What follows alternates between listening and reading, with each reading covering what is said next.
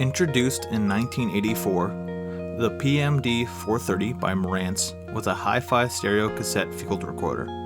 Now, due to age, mechanical degradation, and our evolved standards in audio quality, this device sounds like a lo-fi mess. Currently, this particular one needs a new belt, or perhaps just its belt clean for the ticker because the device keeps stopping randomly. I will get to that later, but for now, let's make something with this. Hello everyone, and welcome back to a new video here on the channel. My name is Patrick, also known as Necatus, and today we'll be going over my PMD-430 from Marantz. While cleaning out my parents' attic, I stumbled upon this recorder shoved haphazardly in a random box with some other stereo equipment. My father works in construction, and he says he got this device from a job site a while back. They were going to throw it away, so they let him take it. This happens a lot actually. My dad often brings me home weird old tech and audio equipment. He brought it home to use as a cassette player, but eventually just forgot about it. At first, I could not get this device to turn on at all. I opened it up and of course one of the screws was stripped. Thankfully, the screw came out easy and I'll hold on to it for now, but I cannot put it back. Once it was open, I saw no visible signs of a problem or degradation. So I put it back together and tried a fresh set of batteries. Voila, now it works. Honestly, I should have tried the fresh batteries to start with. Perhaps these ones are dead.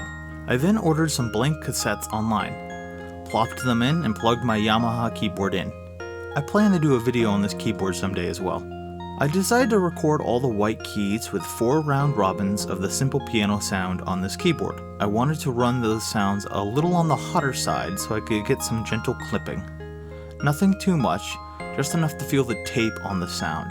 After a few tests, I began to record. This process took a lot longer than I would have initially thought because the ticker kept freezing due to the belt being gunked up. I would record a few round robins, and then the whole thing would stop recording. I brute forced my way through it and eventually got all the notes recorded. I then used one of my Kalimba digital instruments as a starting point for this one. I cleaned up all the recorded sounds and put them in the code using Sublime Text. I changed up the controls a bit and then I got to work on the UI. This part I had some fun with, as you can tell. I put the cassette deck front and center and used other parts of the recorder as decorative elements for the VST's UI to give it some character.